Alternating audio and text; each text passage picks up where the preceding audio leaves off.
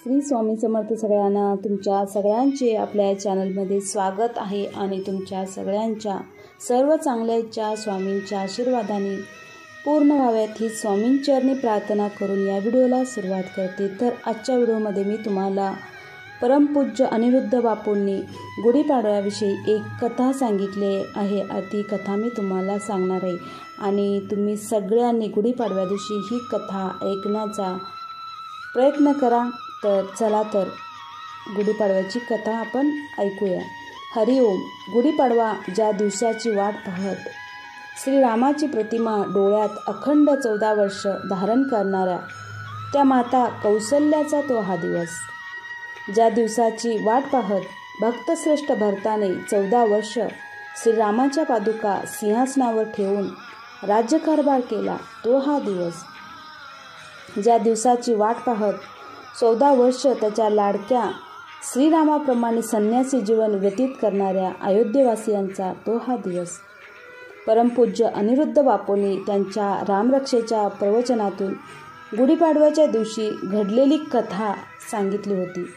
हरिओम। ज्या क्षणाची वाट पाहत सर्वांचे डोळे लागले होते तो क्षण आला। श्रीराम अयोध्येत परत आले। अयोध्येतल्या सर्व दिशांनी आनंद बहरत होता। सर्व चराचर वेगळ्याच मंत्रमुग्ध वातावरणात वावरत होते। त्यांचे प्राणप्रिय श्रीराम, माता सीता, लक्ष्मणासह सुग्रीव आणि समस्त वानर सैनिकासह परत आले होते। हनुमंत भक्तश्रेष्ठ भरताच्या प्रतिज्ञेमुळे आधीच पोहोचले होते। राजमहालात पोचल्यावर सर्वांचेच जोरदार स्वागत झाले। श्रीरामचंद्रांनी राजमहालातील सर्वांचे क्षेमकुशल विचारले। नंतर श्रीराम, माता सीतासह लक्ष्मण, भरत आणि हनुमंत अयोध्येतून फेरफटका मारावयास निघाले। 14 वर्ष सन्यासाप्रमाणे जीवन जगणारी अयोध्या नगरी आज विविध रंगांनी नटली होती। विविध रांगोळ्या आणि फुलांनी रस्ते सजले होते। सर्व अयोध्यावासियांनी आपल्या लाडक्या श्रीरामचंद्राच्या स्वागतासाठी रंगीबेरंगी वस्त्राची गुढी दारात उभारली होती। सर्व अयोध्यावासियांच्या चेहऱ्यावरील आनंद पाहून पंचायतन सुखावत होते, आशीर्वाद देत होते। अयोध्येचे हे सौंदर्य न्याहाळताना लक्ष्मणाची नजर एका गुढीवर गेली। ती गुढी फक्त साध्या जुन्या वस्त्राची उभारली होती। त्यावर लक्ष्मणाने श्रीरामांना विचारले, बंधू ती गुढीच फक्त का बरे साध्या वस्त्राची उभारली आहे? त्यावर श्रीराम म्हणाले, चल आपण त्या घरात जाऊन पाहूया।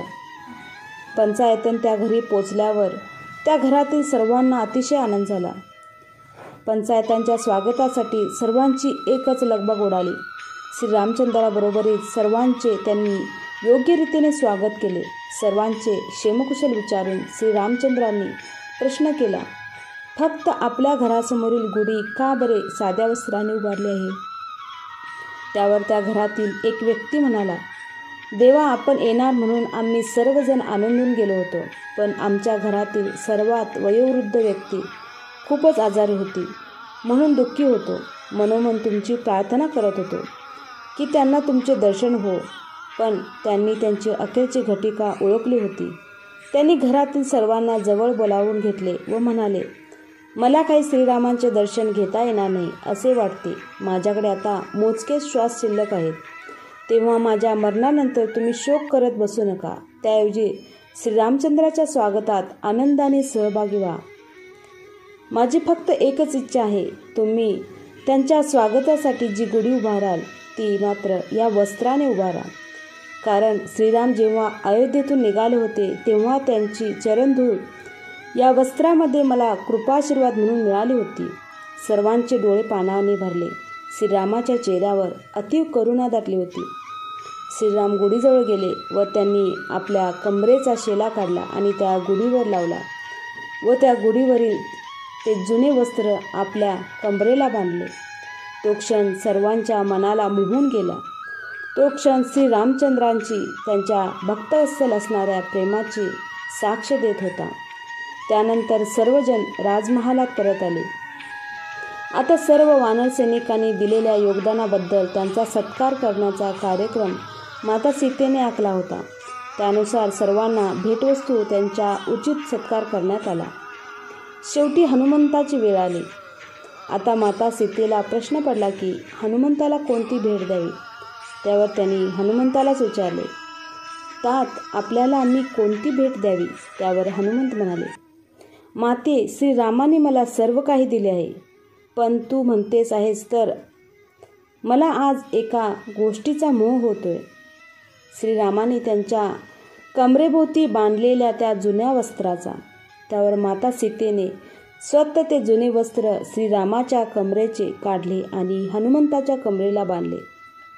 भक्ताच्या प्रेमापेक्षा त्यांच्यावर दुप्पट प्रेम करणाऱ्या श्रीरामाचा आणि हनुमंतांचा सर्वांनी जय जयकार केला.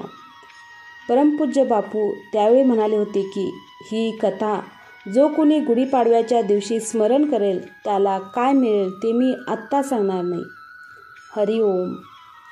श्री स्वामी समर्थ.